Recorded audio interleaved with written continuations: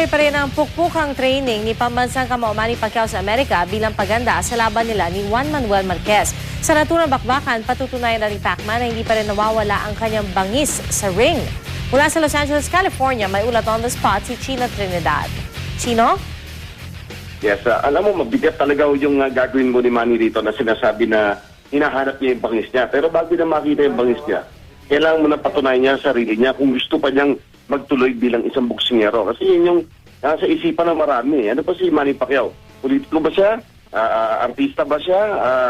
Ano bang gusto niya? Gusto ba niya mag-evangelist? O boksingero?